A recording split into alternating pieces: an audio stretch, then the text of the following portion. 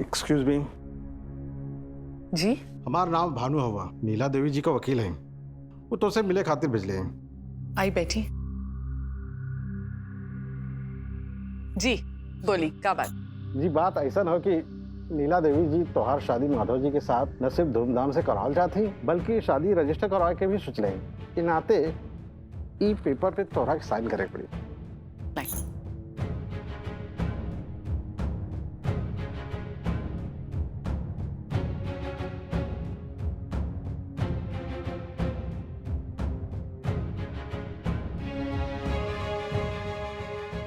है नहीं वकील साहब। क्या बात बा वकील साहब, ऐसे काहे देखत हैं? हमके हैरानी होत बा कि तू बिना पढ़े जांचे परखे ई पेपर पे साइन कैसे कर दिलुआ। पढ़ा लिखल समझदार हो फिर भी। रउआ के मालकिन भेजले हैं ना वकील साहब, हमरा खातिर इतना पर्याप्त हुआ। तो का नीला देवी जी जहाँ कहिया तू बिना पढ़े वहाँ साइन कर देबू? बेशक। अच्छा, इतना भरोसा है तुमको नीला देवी जी पर? जब मालकिन हमरा जैसन साधारण लड़की पर इतना भरोसा करके अपन बहू के रूप में स्वीकार करे खातिर तैयार हो गई नहीं तो हमार का फर्ज बनेला मालकिन जहां भी कहिए हम आमून के साइन कर दे। हम समझ गए नहीं। अच्छा अब हम चलत हैं कहाँ से कि नीला देवी जी हमार वेट करत होके हम। जी वकील साहब नमस्कार।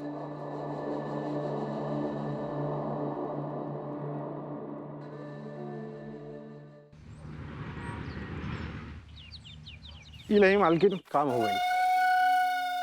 बढ़िया लड़की का चुनाव कैले हैं माधव जी से शादी खातिर।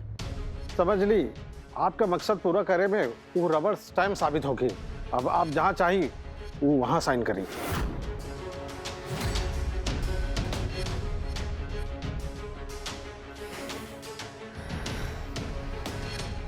ठीक है, रवा जाएं। जी नमस्ते। अब तक साइन हो गई, कौन बात की देरी? जल्दी से माधव और चित्रा के शादी करा दी। इतना जल्दी ना, अब ही तो असली परीक्षा बाकी है। कैसन परीक्षा दीदी? पता चल जाए, पर सबसे पहले हमरा के दो लोगन के कुंडली मिलावे के है। उससे पहले हम बिया खातिर हाँ ना करावे।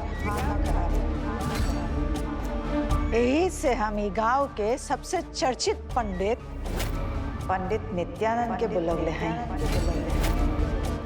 अच्छा ओ पंडित जी? हाँ दीदी, वो बहुत बढ़िया पंडित हवन, वो कबो झूठ ना बोलिहन। यही से तो हम पंडित नित्यानंद जी के बुलवले हैं। काहे के ये माधव के जिंदगी के सवाल है, हमरा के एक एक कदम फूंक फूंक के रखे के पड़ी।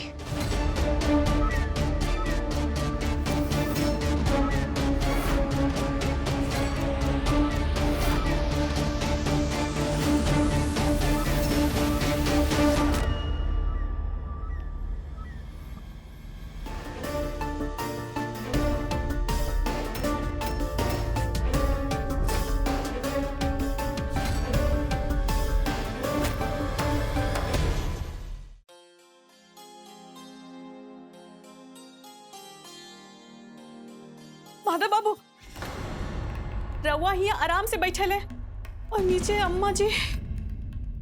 अम्मा जी का? अम्मा जी राउर और चित्रा दीदी के कुंडली मिलवावे के बात करा था। वो कौन पंडित जी रहलन?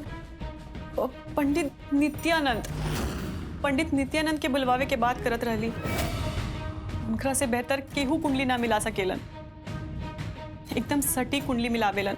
वो था बड़ा कठोर मिजाज के और सिद्धांत के पक्का आदमी हमन।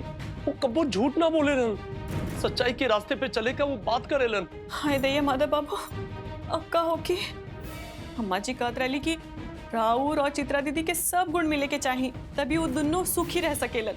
उनकरा के ग्रह कलेश ना चाहिए। अब कहो कि चंदा कुछ समझ में नहीं आवत।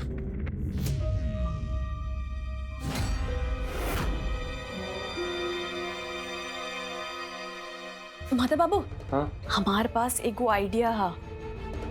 वो का अम्मा जी उ पंडित जी के हिया बुलवावे से पहले हमनी हुआ पहुंच जायल जा।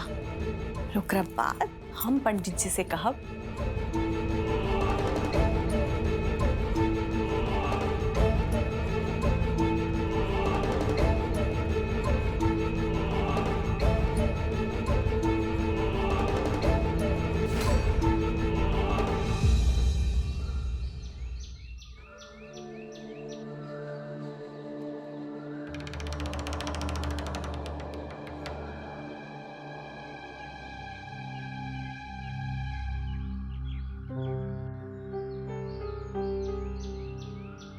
माधव बाबू, ये वो खड़ूस पंडित जी हवन।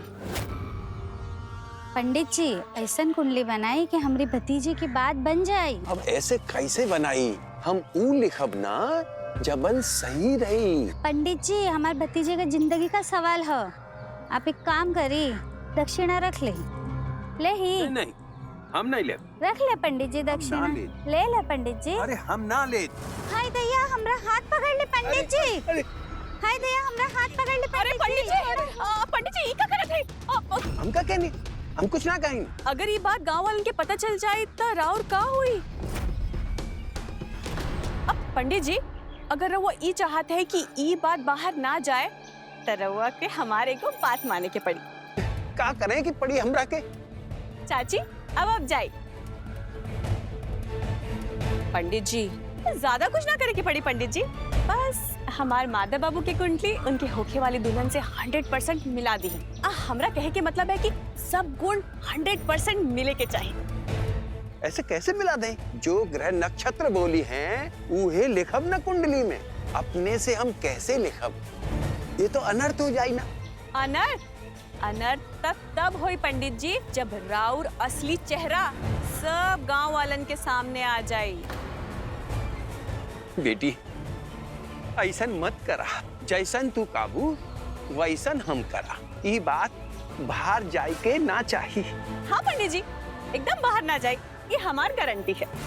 लेकिन बस काम अच्छे से हो जाए के चाहिए। ठीक है, हो जाए, तू जा। अब ठीक है तो पंडित जी, अब हमने चलत है। प्रणाम। अब पंडित जी प्रणाम। ठीक बा। चलिए माधव बाबू।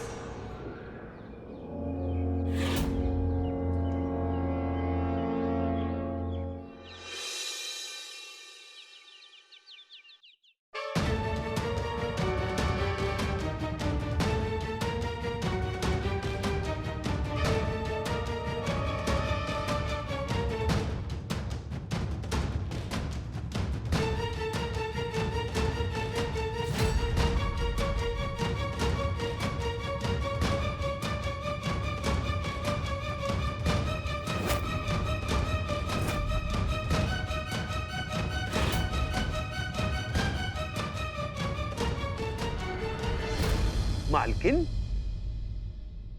ये तो चित्रा और आपका कुंडली है।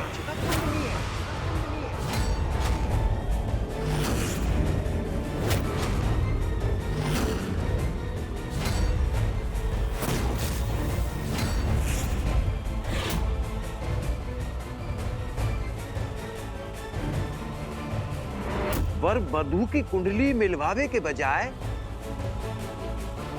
आप सास बहू की कुंडली मिलवावे को कहता ही।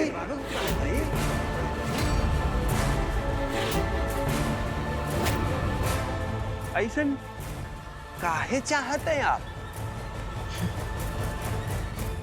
का है ना पंडित जी, एक परिवार के जोड़ के रखे में बहुत जतन लागेला,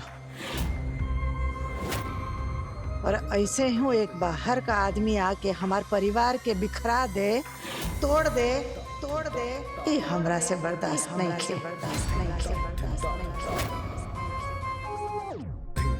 हमार और चित्रा के कुंडली मिला के हमरा के बताएं कि हम दोनों जना के ग्रह नक्षत्र ठीक हो के ना, और ना होके पे ओकरा के का उपाय हो। ओही के बाद हम माधव और चित्रा के बिया करब।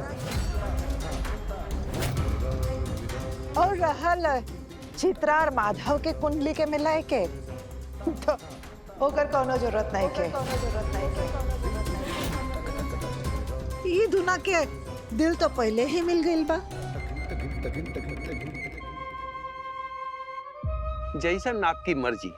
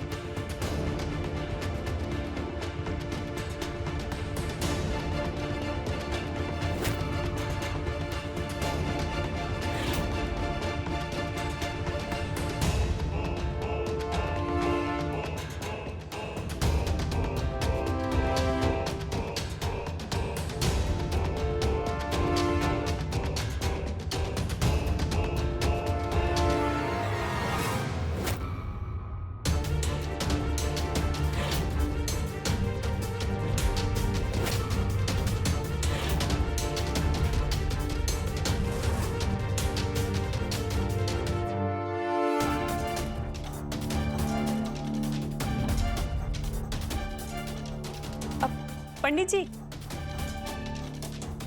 सब ठीक तो है ना?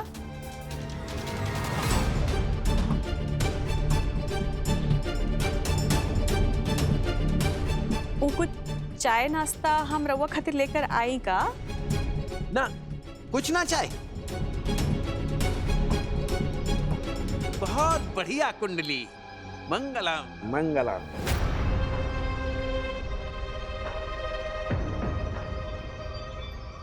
मालकिन, चित्रा के साथ आपका रिश्ता ऐसा हो कि जैसे माँ बेटी का होले।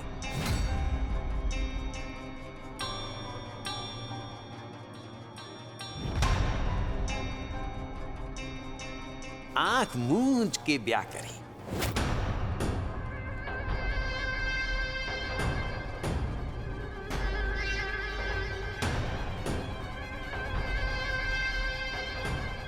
चला, जान तो बचल, लेकिन नीलाम्बरी देवी और चित्रा का कुंडली था एक दूसरे के विपरीत बा। दोनों बीच भयंकर कला लिखल बा। का भइल पंडित जी? नहीं, कुछ नहीं, हम के आज्ञा दें। माधव बेटा, पंडित जी से आशीर्वाद ले ला। जी अम्मा। प्रणाम पंडित जी। खुश रहो। ये आपके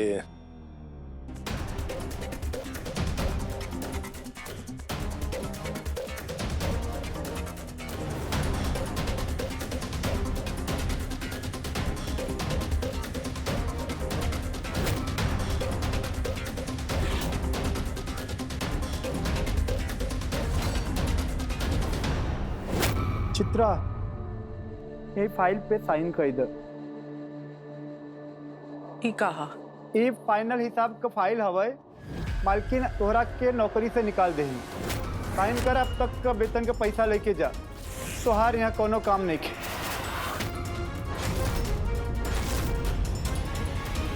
ऐसन कैसे हो सकेला? मालकिन हमरा साथ से ना कर सकेली। हमरा के जौन आदेश दिल गई बा हम वही करत है। अपन हिसाब ला, आज के बाद तोहरा के काम पे आवे की जरूरत नहीं है।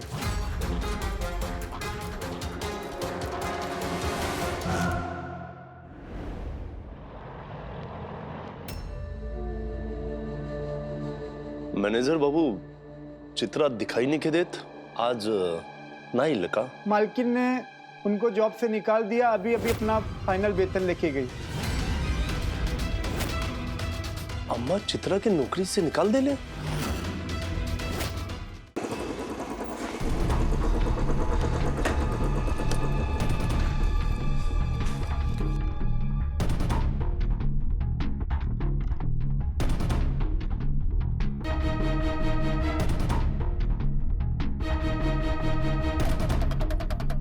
ऐसा तो ताला लगल बा।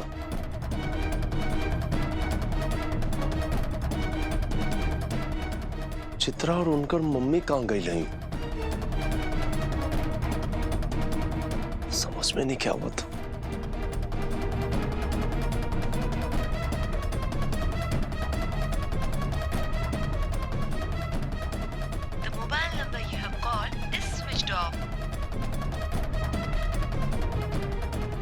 मोबाइल भी स्विच ऑफ हो। दोनों लोगन के हम कहाँ ढूंढी? अरे माधव बाबू प्रणाम। अरे नीरज चाचा। रउआ कुछ परेशान दिखाई दे। हाँ नीरज चाचा, चित्रा के घर आइल रहनी पर ऐजा तो ताला लगल बा। समझ में नहीं क्या होत कि ये लोग कहाँ गए हूँ। चित्रा उनकर मम्मी तो थोड़ा देर पहले एने के नहीं है। उनके हाथ में अटैची भी रहा। अटैची? लगा था घर छोड़ के चल गए नहीं। अच्छा हम जाते नहीं। प्रणाम।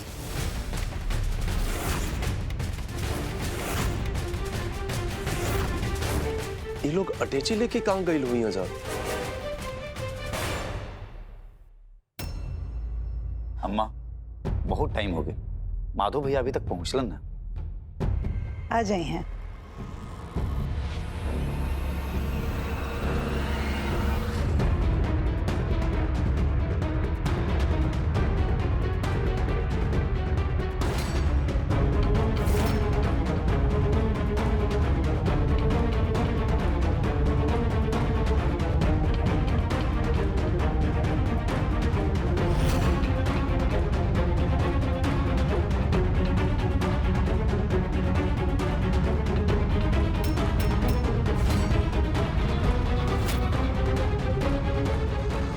कैसन लागल? अम्मा ये सब कहा? तो हर शादी के मंडप हम तो हर खाते लड़की चुन लेनी है।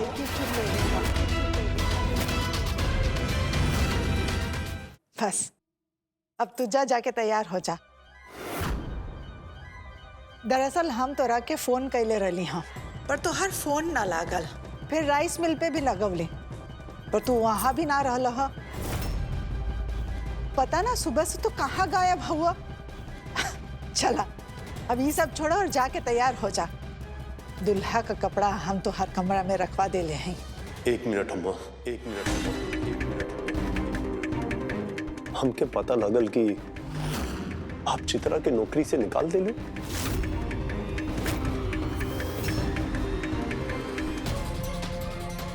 चित्रा और ओकर मम्मी का कोनो पता नहीं के घर में ताला लगल बा। और आप इजा हमार ब्याह का तैयारी करत हैं, का हम पूछ सकेली काहे? छोड़ो ना ये सब के, काहे ये सब में वक्त बर्बाद करत हुआ। अरे जल्दी से तैयार हो जाना तो शादी के मुहूर्त निकल जाए।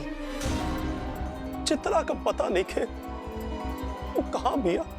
और तो और अम्मा, आप तो अच्छे से जाने लो कि हम चित्रा से कितना प्यार करेंगे। करा बाद भी ये सब कुछ का है ना माधव बेटा, तो हर खातिर का निक हो का ना हमरा से बेहतर और कौन जाने। और ऐसे हूँ बहुत सोच विचार करने के बाद हम ये फैसला ले ले हैं कि चित्रा तो हर लायक नहीं खे।